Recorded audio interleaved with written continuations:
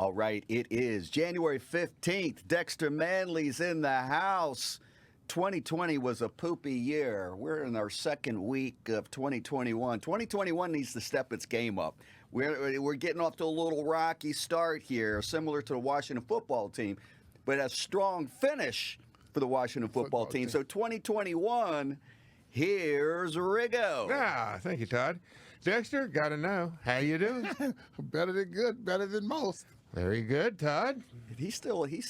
I'm great. He's still giddy with excitement over that NFC East Division Championship.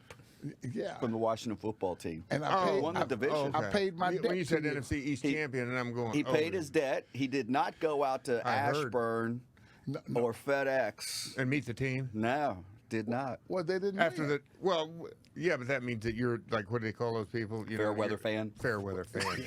Can't be. And the weather did actually come into play on this. It was did cold.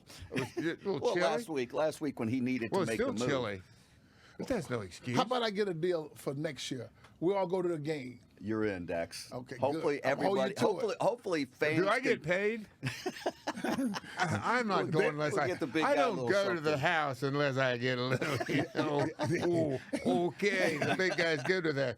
By the way, I don't want to ruin anybody's day here or burst anybody's bubble, but it dawned on me last night that I've had an oppressed childhood, and I'm thinking maybe that oppression is somehow has reflected itself in my, let's just say, little, what do I have? A problem with authority figures, or have had. I haven't had. I'm good now. I think I'm healed. You know, in other words, you know, you go in, you come out, and you go, oh, I feel much better. You know, so some repressed memories have surfaced and bubbled to the top. Well, it came to me last night. I wanted to ask Dexter. I want to get into his childhood, but we were talking at the table last night, and somehow I got on this story. I'll tell you this story real quick. It's a pretty good one. Years ago, we were driving around in Bobby Morrison, a.k.a. Possum. We were driving around in his 53 Dodge that it was his parents' car. And, this was back in what it would have been probably 64, 65, something like that, 66. So you were in college? 66. No, we was in high school. So high school? Yeah, and we were driving around Centralia. It was on a Sunday afternoon, and we went up and, probably went to Seneca, and there was a place up there you could go in and give them, because you can't buy beer on Sunday. Not that we should have been buying beer. We weren't 18. But, you give them just violating all kinds of standards. Oh, yeah, we were community standards. We were hoodlums. That's why I got my your Arthur Fonzarelli jacket. That's a whole other thing. Yeah. So anyway, we'd had a few beers, and we're driving back towards Centralia, and we were outside of town driving on one of the country roads there. Now, my dad worked for the railroad, Missouri Pacific Railroad, which I think the UP bought them out several years ago, Union Pacific. Anyway, so we're out there and we're crossing the railroad tracks about a mile, because it wasn't, the roads out there, are laid out on a grid where everything's like a 1 square mile. But the track from where we were took probably like a diagonal. It was about a mile and a half into town, and it brought you right into the east edge of town. The road that runs on the very east edge of Centralia, that's where it comes in, and first a train would potentially be in the city limits when it hit that road. So I got the bright idea. I said, Possum, let's drive this railroad track into town. And he's going, oh, no. And I was saying, I'm going, oh, come on, you can do it. And he goes, no, I ain't doing that. And I said, well, God damn it, get out of the car. On the tracks. On the tracks. So tracks are underneath. Well, it's surprisingly enough. Was wide enough? Car tires, in other words, on a normal vehicle are the same width as the train track. Okay, that's what I was wondering. Because, and I don't know enough technical terms about it, but, there is different gauges of railroad tracks. Like you get in Colorado in the mountains, and they got something called a narrow gauge. Narrow gauge is obviously the tracks are not nearly as wide apart, because back in those days to cut train right-of-ways through the mountains is a lot of work. So you took as little as you could to get a train through there. But this was normal train tracks, obviously, and the tires lined up perfectly, and he wouldn't do it, and so I shamed him in, and I said, okay, then let me do it. Now, it wasn't my car; it was his dad's car. But, a few beers, and, I'm a pretty good salesman, and I finally browbeat him into letting me get behind. So I back up. I back You were the up. original bully. I back up, I line up the car, get the time, and I can't remember if I did it on, or I said, hey, how am I looking at? They got out and helped me get on the track. We got on the tracks, and we drove all the way into Centralia without a hiccup. I just kind of almost took my hands off the wheel because the pressure, obviously, the car probably needed more air in the tires because it fit and we just, and I don't remember for sure, but I barely touched the steering wheel. It just followed the tracks perfectly. See, that's like I thought it would, but I didn't know that for sure. This is all adding up. Why do you think they call him the Diesel? Diesel. Exactly. Why I do was you getting think my they call him start the Diesel? in high school. But, so then everybody at the table, Coco and Lisa Marie, was like, oh, you did what? And I said, well, okay. I got the Blockhead of the Year award. Because obviously, if that car slips off of those tracks, ooh, we in a whole bunch of trouble, boy. Because more than likely, we'd have gotten high-centered on the railroad tracks, and it would have been time to get a tow truck to come out there. And even a tow truck, Max Caldwell's tow truck, because it was just the old hook in the back where it lifts the front end of the car up and tows it, that would have drugged the back end on a track. We'd have had a problem. And obviously the other part of it... Possum, we got to chat, buddy. It's Houston, we got a problem. And then we never thought of it. If we would have heard a behind us or even seeing it in front of us, I'm going, it wouldn't have been pretty good. You didn't have a plan for that. I had supreme confidence, Todd. I was like the great Melendez. When I got on that tightrope. No stinking net. I got on that tightrope. I was completely at ease. And I also knew it wasn't my car, but the part that I must have blanked out in my mind, my dad worked for the railroad. Yeah. Oh. Did you hear what that Riggins boy did? I'd still be in DeGene Riggins Penitentiary. What kind I'd of got 50 punishment years. did you get? Huh? What kind of punishment did you get? Well, nobody ever knew. Nobody was on the wiser because we pulled it off. Drove into Centralia and went, ha, ha, ha. Hey, I told you, possum. You couldn't do it. I'm surprised your friends didn't run their mouths. They're probably too scared. I didn't say that. But anyway, so my point being is that's the kind of crap I pulled probably because, and I was thinking, the black leather jacket here. My friend Gip, he had a black leather jacket. And of course, he had the DuckTales and all that stuff. And of course, everything a kid wants, right? You think I could have it? No. I had, once upon a time, I wanted to, I went downtown and I had, I used to watch TV, obviously, and they had a lot of, shows there that, about Native Americans and whatever. Sure. And I was always a big, and they were in the woods and they were hunting and they would bring home deer and all this stuff. So I went down to Art Myers because I bought a brand new pair of jeans. And back in those days, the Wranglers, they had a little leather patch on the back of them. And he had that hot iron thing, and he could write, your name on it. I had him write deer on mine, because I wanted to be fast. Yeah. When I got home, my mom went, you what? And she took me down to Art Myers and said, Art, give him another pair of pants. You should have known better, Art. I mean, she chewed out. That ain't my mom either. It was like, then I wanted a mohawk haircut, and this is an actual truth. That's where it came from. When I finally it dawned on me after, a binge one weekend or whatever. This is back when I was, 23 or whatever, when I was playing for the Jets. I went, hey, wait a sec. If I want a mohawk haircut, ain't nobody can tell me I can't get one. New York City. That was actually the origin of that mohawk haircut. That's where that came from. Is that I was old enough. I said, my dad always, they say, you wait till you're 21. You wait till you're 21. Right now, you're under my roof. You're going to do what I tell you. My roof, my rules. Yes, exactly. And so finally, like I said, it took me 2 years to figure that out. But when I did, I went, can't have a mohawk, huh? We'll see about that. So anyway, I felt oppressed, obviously. I also bought a shirt down at Art Myers at a sale. They had a bazaar down there. It was a shirt that would have looked like something Liberace would have worn. It had Centralia. Yes, I don't know how it ever got there, but it had all the frills in front of it. I come home with that shirt, and my mom went, yeah, take it back. So I just I couldn't be free, Dex. Yeah. It sounds to me like you had a pretty strict upbringing, too. Well, I did. I tell you, only thing that I felt like I got in trouble with in the community was I went to church. It was Bible training, and summer school was out, so you had to go to Bible training, and I drank some punch at lunch hour. and my mother and daddy beat the shit out of me because I drank punch. What? Now, was it spiked punch? No, not at church. Just regular punch. Yeah. I went behind there in the cafeteria and I drank punch. They were old school and they just. Why weren't you supposed to drink punch? I mean, Well, because you had to have approval first, because we all get ready to have lunch. oh, like you snitched the punch. There you go. You went in and helped yourself. I went and helped myself before lunch started. Yeah, that kind of stuff. Yeah, That'd get you in trouble back Yeah, where I one came of the from. church members called my mother and told her. Oh no! And it's like, I didn't understand that. So he snitched Ratted on you out. It Snitched ratted on me you. out. Ratted me out. I'm See, sure. Dex had a semi- I think the Bible. I don't know if that's the Bible. There shall be no snitching. Yeah. And I'm saying Jesus wanted you to have that punch. And So another he said, time- Jesus wanted me to have that punch, Mom. Yeah. And another time, I never forget this as long as I live. You know, I grew up, I had a learning disability, and so I set our closet on fire. You set the closet on fire. I set the closet on fire. And my daddy beat the shit out of me with a belt. I You had know to what? sleep in the I'm closet. thinking about beating the shit. Well, I can't, but if I could, I'd have to think about it right now. Next You on set Doc- your house on fire? The closet. Closet. Well, the closet's in the house, guys.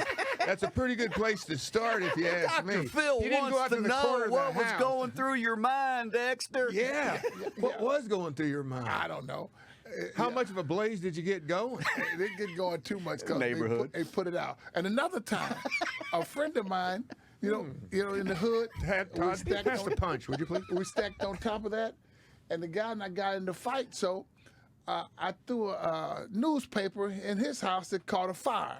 Now that got burned up pretty bad. What you mean? But was the newspaper on fire when you threw it in? Yes. Oh, you threw. Basically, it was a dry Molotov cocktail. So Yeah. Dex had game. Dex definitely had you guys game. went big. You guys went big. Well, no, compared to Dex's stuff, I'm pretty tame. I mean, okay, the That's thing out there true. on the You got your railroad. Liberace shirt working. It's a lot. He's throwing Molotov cocktails. ladies and gentlemen. Yeah.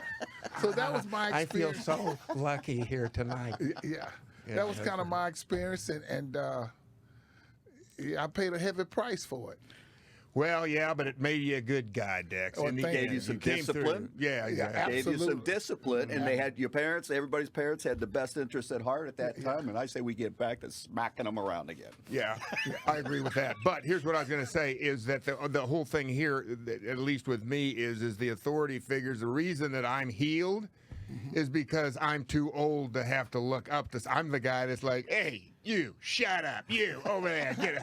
I don't have an authority. Well, if Yes, you he do. watches this show, Yes. I got to take that back. Maybe No editing here at all. one person. Today. Maybe.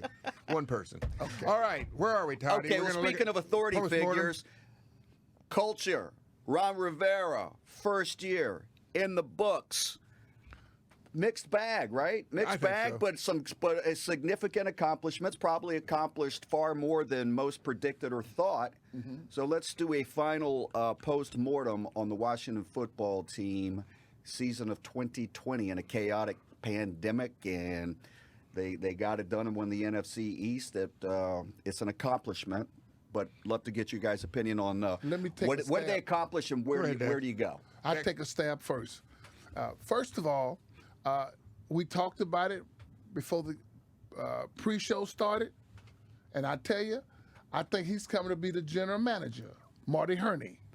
Oh, really? You still on the Marty Herney bandwagon, huh? Yeah. So is Mark Mayhew.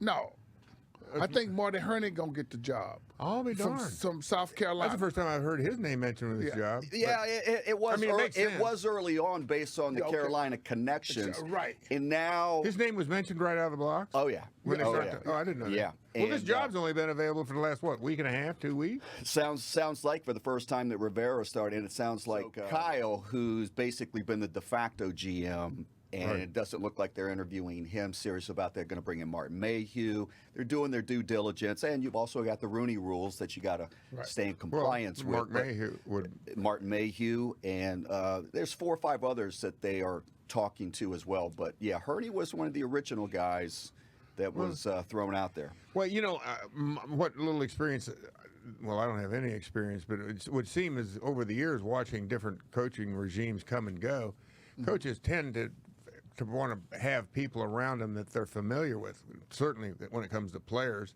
you always find a coach that gets a job here and a player that is let go by another team. Next thing you know, that guy picks him up, and that's only for the reason that they know what they're capable of. They know what they can do.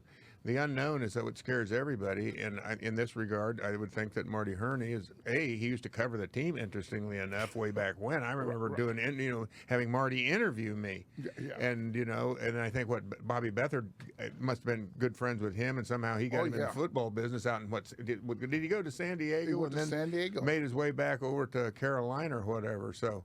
Sense. Yeah, that's an interesting. Anyway, I don't want to steal your thunder, but yeah, I was just unaware that Marty Herney was part of the mix. Go ahead, Dex. About I think that's what they need, a general manager. Although Ron Rivera's probably coached acting general manager, but they need more of a general manager. I think they also need a left tackle. Got to have a left tackle.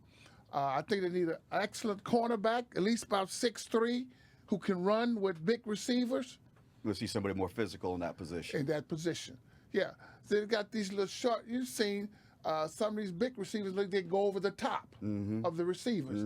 I think they need a bigger cornerback. I'd like to see them get another big receiver. Cam Sims, who's a big guy who can run. I think he can go over the top of receivers. That's kind of what they need. And they got to have another pass rusher.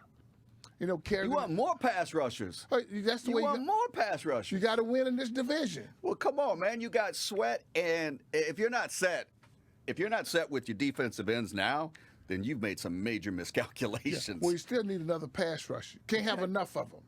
Well, I agree with that, but then you got to pay them if you're really talking about top flight pass receiver or pass rusher. Don't you think at this stage, for what we see now, this defense with all their statistical stuff, but their inability at crucial times in the game, kind of the first half of most games, that they were not a dominating defense. No, they in the were second half.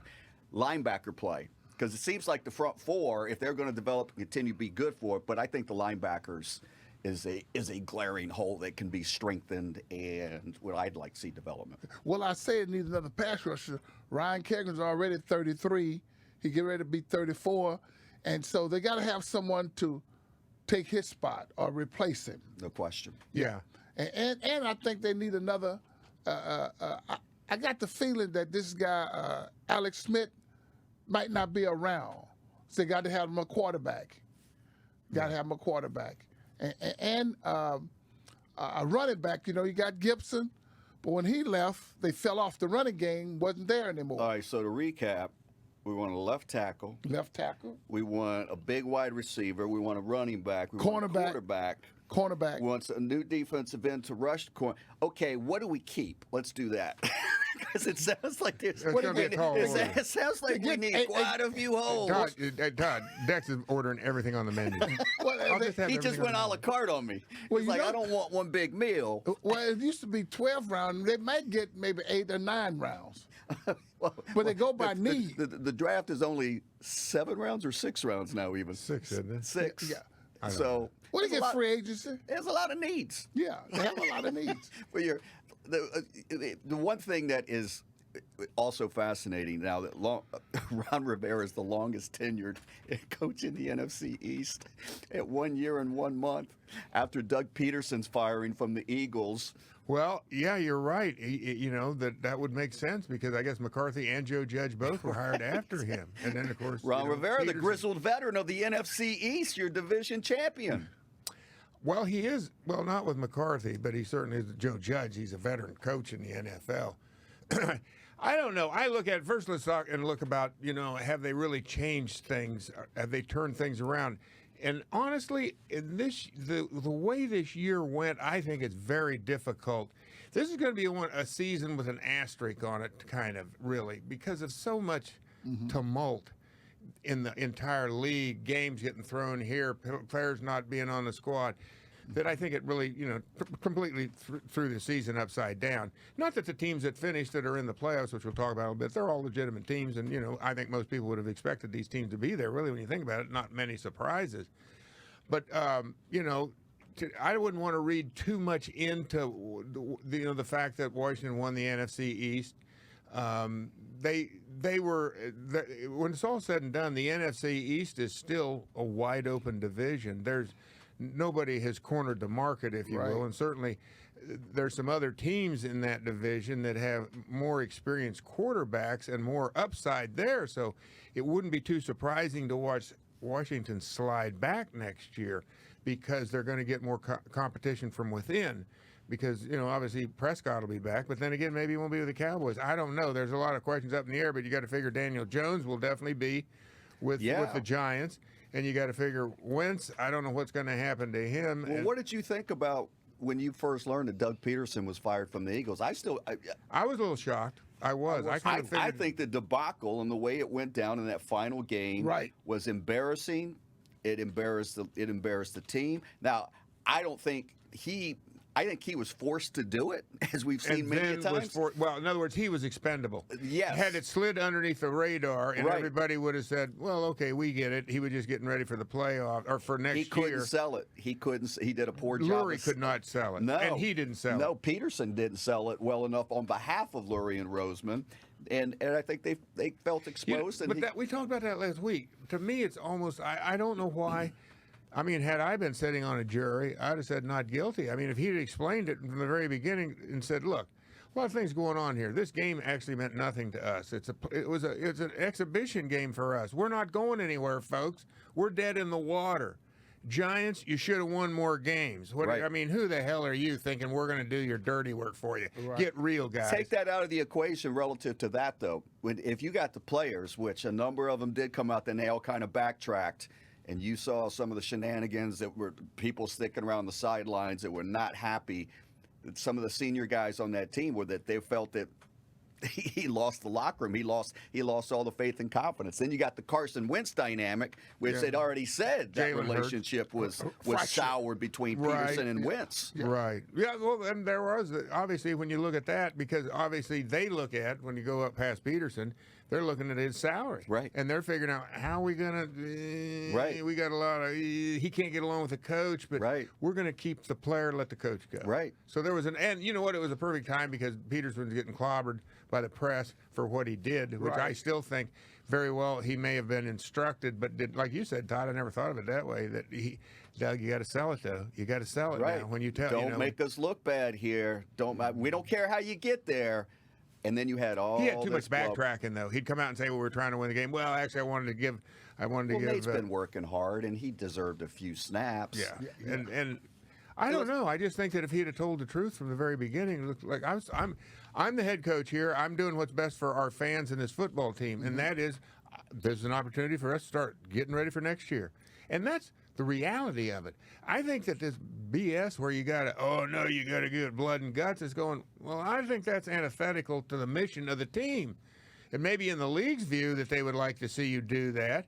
But to them, it was basically they're playing in an all-star game at that point. Right. It's completely meaningless. Right. I just don't.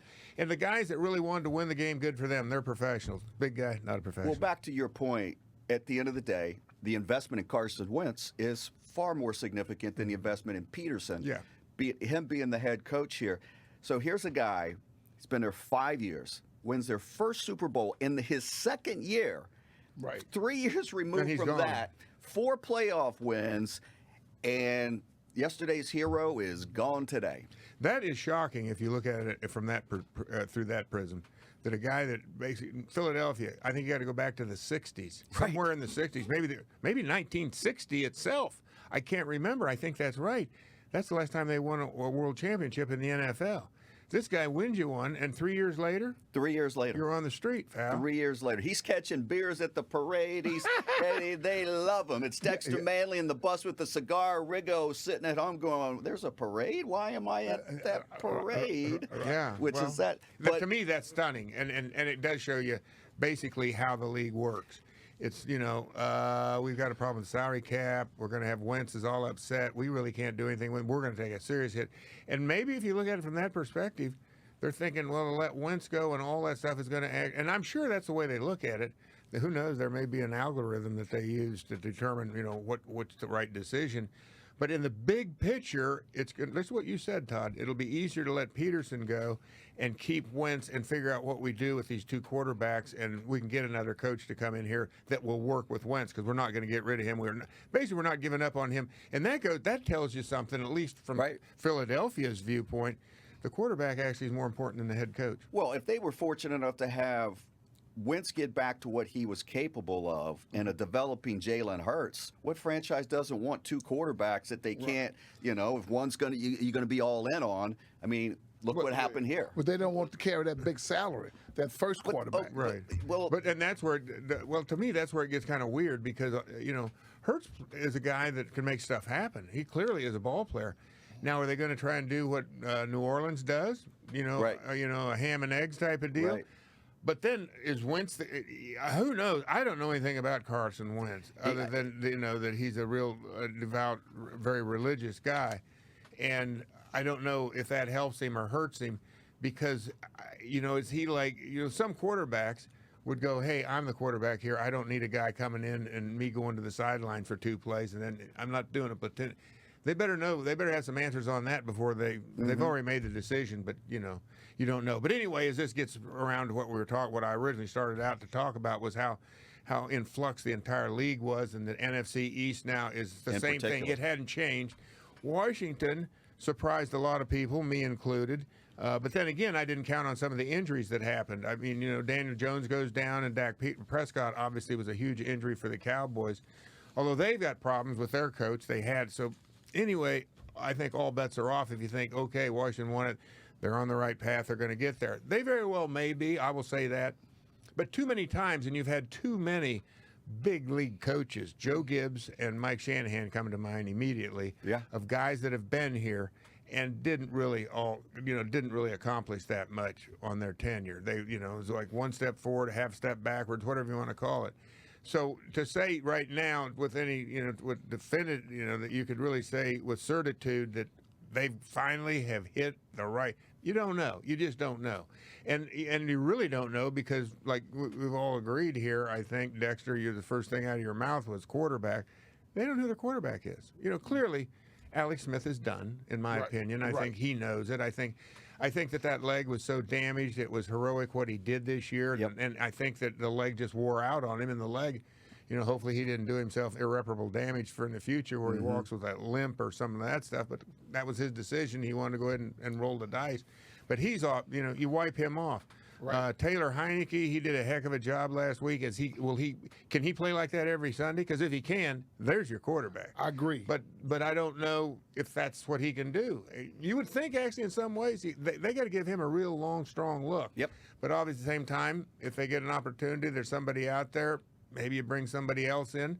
I mean, I think obviously you have to bring somebody else in, and then you got Allen. It's a possibility who tore his foot up, but then he was only scheduled to be a backup. So that's your biggest problem, and that is going to tell you the fact that you were able to get to where you got and win your division with different quarterbacks for a quarter. In other words, you had Haskins, then you had Allen, then you had Smith, and then it went only because then you had Haskins. And then it was back to Heineke, or Smith, and then Heineke. Heineke. That tells you about all you need to know about that division. It was terrible because you can't win a division if it's any good. It's got anybody playing. And same thing with Philadelphia. Their quarterback, they was in flux. Everybody had quarterback, and that goes to show you why there was all that uncertainty in the league. What I will say, though, is they've got some bright spots. They really do. I think the wide receiver, I think Cam Sims, we're just talking about him. This guy seemed to be actually pulling up to almost being even with McLaurin only because he's getting a lot of the attention. Right. Sims seems to be standing by himself a lot of the times, which is kind of interesting. So I think at wide receiver, they're in pretty good shape. Running back, I think they're decent there. I mean, McKittrick, he came in, and they got the other kid, Peyton. Peyton Barber. Barber, that he's their short yardage guy, and I thought that he was adequate. I think they could use an offensive lineman. I agree with that. And left tackle, if that's where it is, that's as good a place as any. The offensive line needs improvement. Let's just put it that way. And they're not just a left tackle. I think there's other areas that they can improve on the right tackle. I think. I think that. You know, Two anchors. They need two anchors. It's a pot, but go with the left one first, obviously, right. and then you think. But he would make a good backup at this point in his career, I would say. If you're looking at a top flight team, I guess serviceable, okay, serviceable. Clearly, you got to feel like your defensive front. I mean, you say another pass rusher. I mean, you got so many other needs to get a pass rusher that'll go with the people you got. I don't think you're going to end up having the funds to make that happen, and they should be okay. I think that the defensive line, I think you're set there. Linebacker is clearly a position that I think they can get a little bit more out of. And then the DBs, I think that they're hot and cold. The one thing, though, that even with all of this, and maybe this all ties together because of the uncertainty at quarterback, where your defense, I mean, the part that's the hardest to figure out about this team, you understand the offense. They didn't have a quarterback. So how much can you expect out of the offense? But the fact that your defense, seemed to be, what do you call it? They were on and off. They were porous at times, at the wrong times. Inconsistent. Yeah. Yeah, and that's the part you can't have. You got all great defenses. Teams don't want to play them. Teams didn't really mind playing Washington. We'll get a little bit for a while, a series here, a series there. But at some point, they're going to let down. We're going to be able to get some points on them. I think you don't think of these guys. Chicago Bears are the old Bears and some of the old. Well, my gosh, think of the Chicago Bears and even against New Orleans that we talked about in the playoff. Their defense was good for it. They had those guys. And then finally they get worn down and they're just exhausted. Their offense was so putrid. The L.A. Rams defense right now. Yeah. Right. You don't want to be playing the L.A. Rams right now. We're going to get into that in a second. So I just think that that's something they have to figure out because they clearly have the personnel, I would say, at this point in the defensive line. And then the other part, the last part we haven't talked about, special teams, but I think that they're in good shape on special teams. I think the day of the big return has kind of gone the way of the dodo. I think that you find the return guy that really lights it up. Less and less does it matter. Yes. Yeah, because they kick it into the end zone anyway. Punt returns, occasionally you're going to see a punt return, but not going to happen very often. So I think their kicker and their punter, they're in good shape there. And I think, when you look at what Rivera had to go through with the cancer and all this stuff, he fought his guts out and, came out on the other side. And I think, and this is probably the most important part of it, that, and I don't know how it, where it slid off the rails in the past, but I think the players have responded to Coach Rivera. And that's the best thing you can have going for you, and then you pick up a few pieces. So it'll be interesting, but I wouldn't want anybody to get fat and sassy just because they won their division at 7-9. I think there's still a lot of football this team has to go. Well, I was going to get Dexter your is that the NFC East champ? NFC East champion hat. I will take one. Okay. Are you kidding me? I will. Where would you wear that? He will Let me wear see this. What? Well, it should have 7 and 9 on there somewhere. Maybe that's on the back. How? Justin, why? It's the football team. This isn't even mediocrity that they're championing. You're not a champion at 7 and 9. When you lose more than you win, you're not a champion in my book. Okay, maybe we'll go ahead. Well, I have a son in Houston. He loves the Redskins. I will pass it down to him. All right. Well, maybe. So they'll be making fun of him in the hood. Maybe man. I can offer He'll you get beat up because he's wearing that Legend of Taylor Heineke T-shirt with the dive right there. The Legend of Taylor Heineke. Yeah. They'll take anything Redskins right. in Houston. The Legend of. Now, they could make up a bunch of T-shirts about me with the Legend of the Dive. How many games did I dive in? And I'm not talking about going over from the one. Or Dexter? Yeah. We're running a special on Dwayne Haskins jerseys. Now, the price has been reduced. To what? I think if you wait another week, it's coming down 25% more. So. But wait a second. Let me ask you this. Does it say that? Yes. It's been, it's been whacked down. 99 is down to $59.99. But I'm thinking to myself, this could become a collector's item. I might load up on these. Listen, there's a whole bin of Redskin quarterbacks, Washington football team quarterbacks over the last 20 years. Yes, you can't keep up with them. Get your Washington football team gear, and for those that want to celebrate your 7-9 NFC East Division champion, the prices are right. Check them out at WashingtonFootballTeam.com, I believe. And yeah. You're doing a promotion here? Sure, why not? Throw them some love, whatever. Yeah, I want to come back with a story that's Martin Mayhew. Martin Mayhew. gonna go to the Houston Texans. You got more breaking news. Dexter's got a nose for news. He's I've going to noticed. the Houston Texans? Yeah, And Marty Herney's coming here. that's what I think. Yes. Okay. All right. Yeah. Because Houston. Texas, where do you come up with this Well, stuff? they just say Dexter's got- working the phones. He's got Dexter's his like- ear to the streets. Dex has got like a catfish. And He's got those especially in feelers. Houston. He's got Right, feelers. right. He knows Especially in what's Houston. Yeah, yeah. So you got, he's like TMZ. He's We'll have TMZ. to see TMZ. if that materialized. He's scooping He's TMZ. DMZ, the Dexter Manley Well, that's Zone. another point of The view. All right, so you guys, Dexter does cameos, autograph signings. Hit Dexter up on Cameo. Yeah, he gets 5-star reviews. People love Dexter for, talking trash, get well messages, happy birthdays, whatever the celebration. Anniversaries. Hey, Valentine's Day right around the corner. Get Dexter. Get a love note from Dexter. Get one from the big guy. And Riggo's going to be introducing his video messages and greetings too. But how do they hit me up, Todd? Do they go through Todd Casimir? No, they go to Cameo, and we just flashed it up there on Okay. the screen, and I'll post it back up here in a second.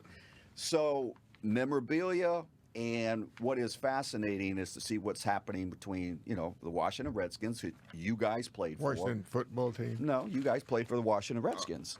Oh, okay, I didn't know. And so that's can't be erased from history. You guys can't go back and change your uniform. Well, the way things are going, Todd, I don't know about that. You go ahead and So, but Washington football team, and what do you guys sign? What do you don't sign? So all that comes into play in the memorabilia.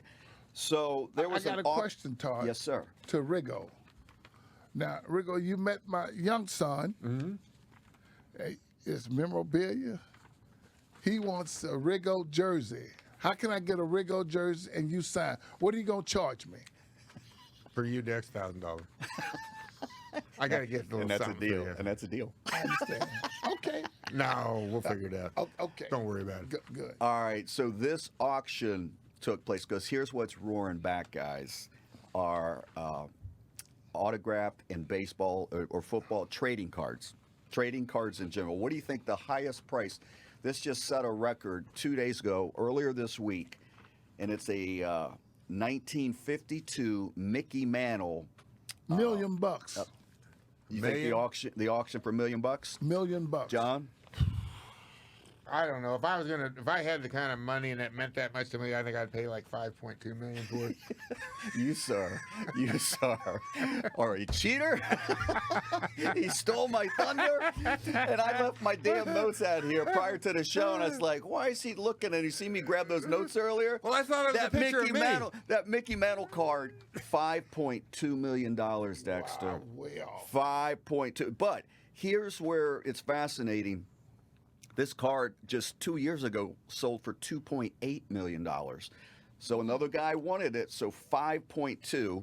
Wow. And Send that guy my way. yeah, well, that's the point. And so right now, cards these days, they're saying that it's not just a hobby, it's an investment like in the stock market.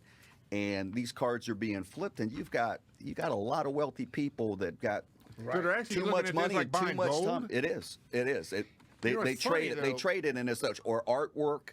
This is similar in nature. So let's go through your guys' attics. Let's go through some of your crawl space. Let's go through some of your storage spaces. Yeah. I bet you got some stuff here you can make a little chingy. Well, let me say this now, because we're talking about the Washington football team and the old Washington Redskins. I believe now, right now, nobody knows what the NFL hasn't made a decision on what they're going to do about the very fact this team has changed its name, and you still have a lot of people from the past Right. that memorabilia that they used back in those days, and right now you can't get anything that has Redskins on it. Right. They clamp down on it. In fact, I've got a contract with a company to do different autograph shows around the country. I'm on hold because they can't get get material. They can't get product to sign.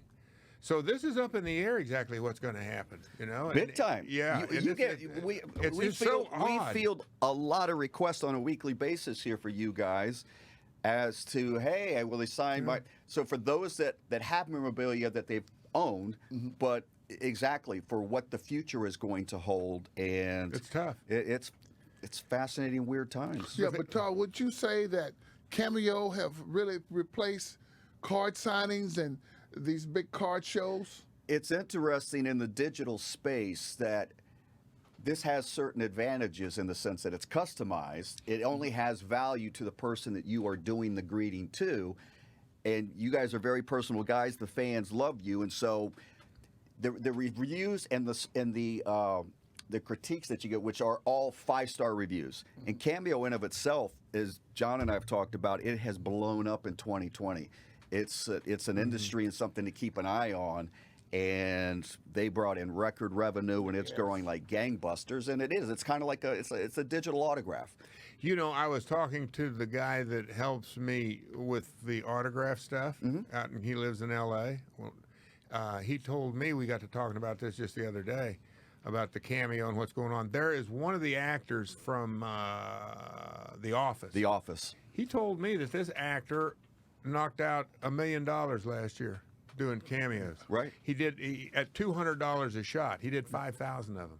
Wow. So Right. it's like his day was just every day, basically. You imagine doing 5,000 cameos. Well, that's just it. You're doing all day, every day. You're doing cameos. And they're expanding it so that if you want a text message from Dexter Manley or John, you can pay a price for that. If you want a direct message, if you want to have a group chat. So it's the way of the world.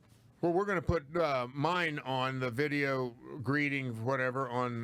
We're going to put it right there on your store, johnrigginshow.com. right. And there's a lot of possibilities, because we haven't worked out all the details yet, Dex, and I don't know, for Cameo, you got a completely different deal, but I think there's things where we can do that is unique even to Cameo, which is perhaps you get a video greeting, and I can sign some memorabilia, a photograph, whatever it may 100%. be. So there's a lot of.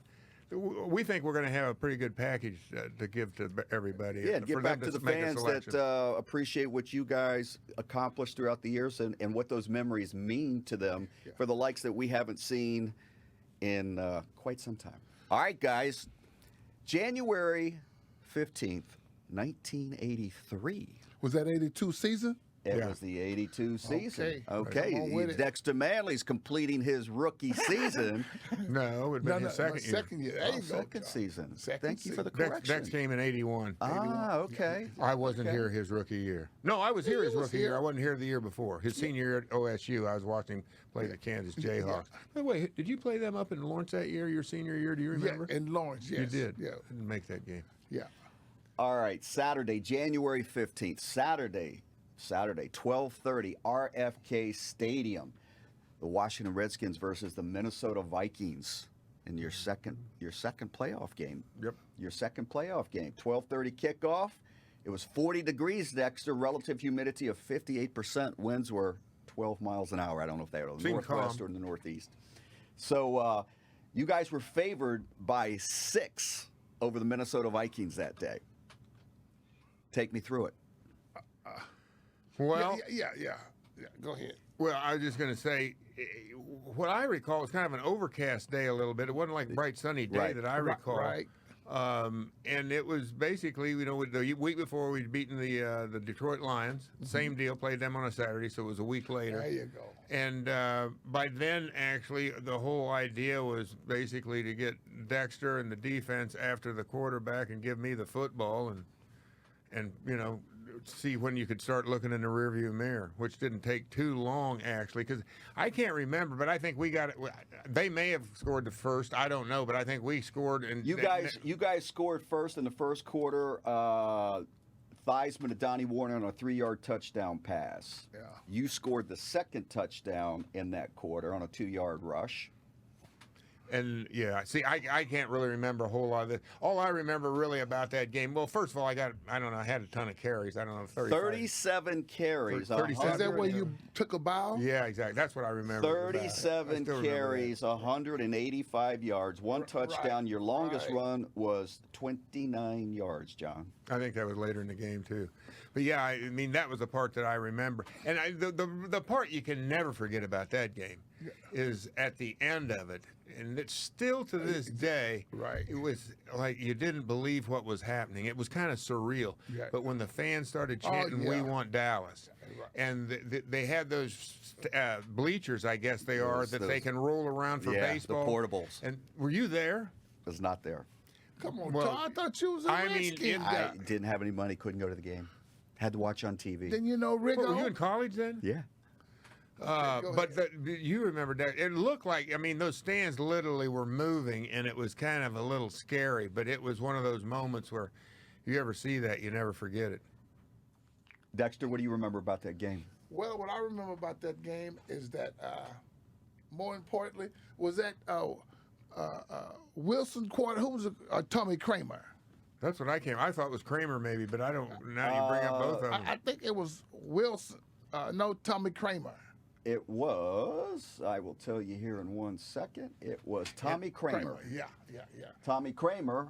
Now, you sacked him. I did. You sacked did. him. You know, it's funny. I thought Jack Del Rio played in that game. I think he did no, play. he didn't. Oh, It was okay. Scott Studstill was There their you middle go. linebacker. There you go. That's And I right. always got those two mixed up. I thought, I played against Jack Del Rio, but I don't think I ever did. You probably ran over him.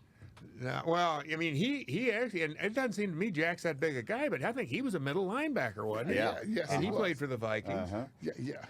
Remember think who Scotty was there. the TV announcers were? Your play-by-play crew. I'm going to go out on a limb and say it was Madden and Summerall. Madden Summerall. Jack Buck and Hank Stram. Is that right? Jack Buck and Okay. Hank Stram I'll on be darned. I didn't know they CBS. did TV. I mean, they did. Oh yeah.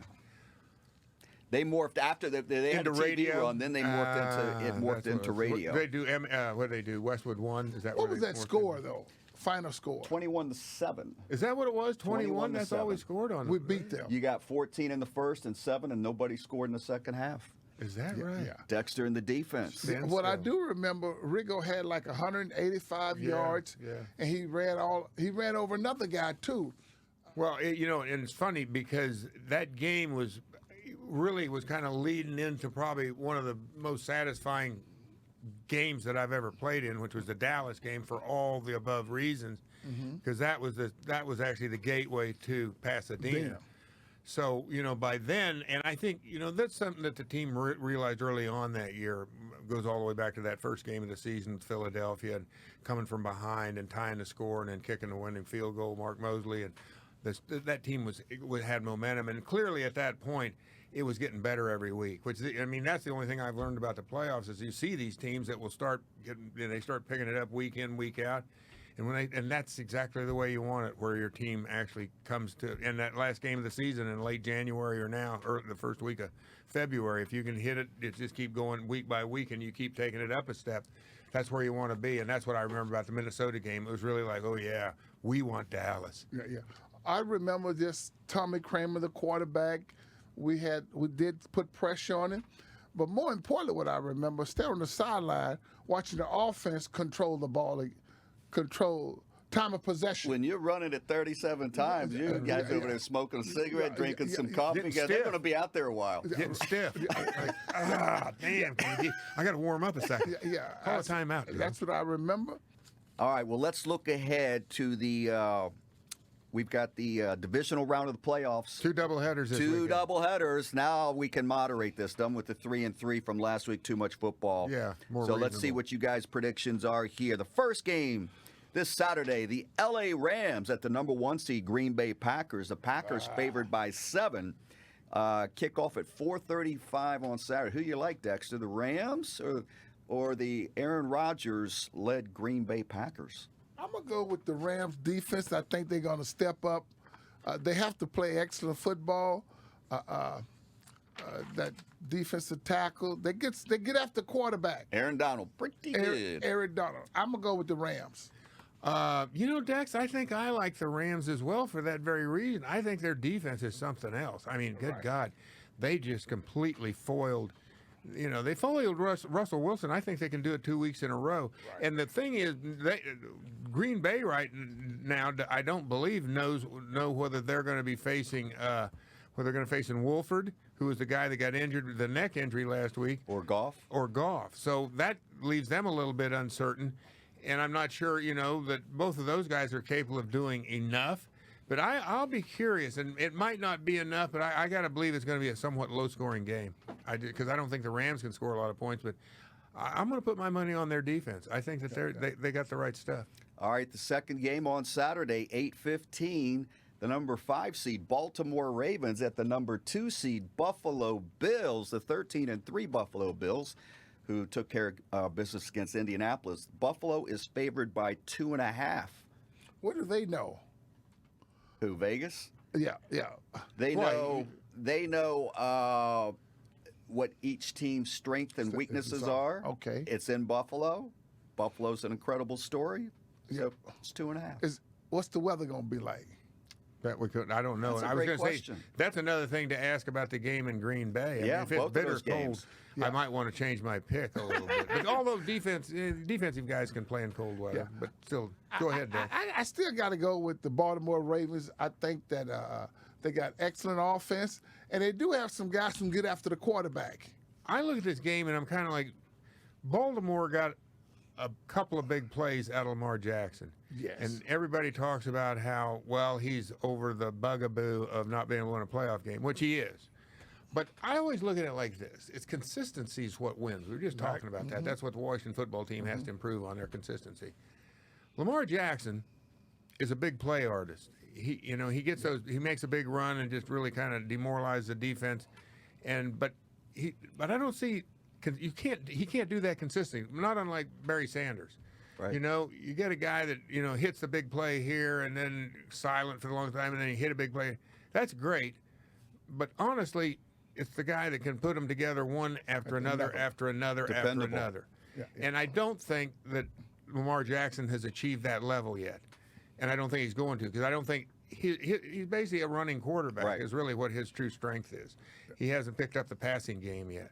And I don't think that Buffalo, he's going to do it against Buffalo. So I'm going to go with Buffalo, although Buffalo, they weren't all that impressive in their first round against the Indianapolis Colts. So No, but Indianapolis, we didn't know a lot about them, but Indianapolis. they're a good football team. Yeah, they are. They're a solid. much better team than They're what solid. you think. Really? And I think that the Buffalo Bills, they've been there. I like their quarterback, and I think that he's a big guy now. See, he's like 6'4", That's a big 6'5". dude. He's And 6'5". Solid. Yeah, and I mean, he's not going to be bothered with it. Well, he's going to be bothered by it, but he's not a 6-foot player. He's got his own range. So I'm going to go with Buffalo on that one. He's another big man. Todd, Yes, sir. Yes, sir. where did he go to college? Josh Allen? Yes. I got it. I got it. You statistician. Where you go, Todd? I don't know. I don't remember. Wyoming. Oh, well, there you got me. Wow, that's a great pull. Yeah. That's out there. So give me Literally and 10. figuratively. Yo me 10. Wait a second. Do you remember hearing a bet? 'Cause I want my 10 Dak, back. if Dak's got a question you can't answer, you got to pay him money. I want my 10 back. There's a goddamn lawyer over here. Never ask a question you don't know the answer to. All right, Dex, give me the chemical compound for a simple sugar. All right, let's get into Sunday. First game is at 3:05. The number 6 seed, the surprising Cleveland Browns at the number 1 seed Kansas City Chiefs. The Chiefs are favored by 9.5.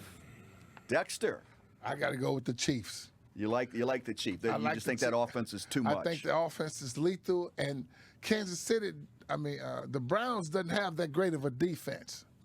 That's a great point, Dexter. I was almost going to go with just clearly a contrarian pick and go with the Browns, but realistically, I don't see how you can do that because of just what you said. When they had that game, completely sealed up last week, and their defense let them back in. But I don't know what their theory was. Well, we got so many points, let's just kind of play soft, and there's not enough time on the clock. Maybe that was it. But it still makes people nervous and uncomfortable that that Roethlisberger and crew could just went right straight down the field. I think it was like it was 28-0. Yeah, and all of a sudden it turns into a ball game at least for a while till the offense picked it back up. You got to go with Kansas City. They're the world champions, and what was their record this year? 14-2, I think it was. They had the best record in football. Yep. All right, then the conclusion for your your NFL playoffs Sunday night, the primetime game. The grizzled veterans, the Hall of Famers, the Tampa Bay Buccaneers, the 5 seed at the number 2 New Orleans Saints. Drew Brees, Tom Brady, the Saints by 3.5. I'm gonna go with Tom Brady. I think he was excellent last week, and they do have a defense, Sue, and they can get after the quarterback. So I'm going with Tampa Bay. That's a tough one. And I don't know, probably no fans in the stands this week down there for this game. If it is, it's limited. It's limited, so they're not going to get anything out of that. I don't know. I want to go with the Saints. This is Drew Brees' last go around, and of course they alternate him with Pace and Hill. They go back and forth, but I don't think they played very well offensively last week. Now the Bears got a great defense. That's true. So I would have to say that they're going to have to pick that up. But I think the offense will come. I think the offense will have a much better showing against the Tampa Bay Bucks. And I was pretty. Maybe that's where you see you can't figure it out because Chicago has no offense. Right. That Tom Brady's going to light them up, and with the receivers he's got, and then all of a sudden, basically, I think this gets into a score fest, and whoever gets the ball last is going to win it. I think New Orleans will. Okay. Interesting. Well, Dexter, I know we want to thank you for joining us during the Washington football team season. It's been a blast. You are the man. No, absolutely, Dex. Can't tell you how much we appreciate you. You've added so much levity to the show and a lot of your wisdom, and we're going to miss you. And there's always a seat here waiting for you anytime you decide, hey, I feel like, getting funky, getting loose. I think I'll go there with Riggo and El Todd. So. Yeah, well, I had a lot of fun, and John, you make me laugh. Well, and vice versa, Dex. Yeah, you make me laugh. Well, that's a good thing, because when you laugh, everybody laughs. Yeah. This is true. But I don't think we can do any more. Riggo, out. Okay.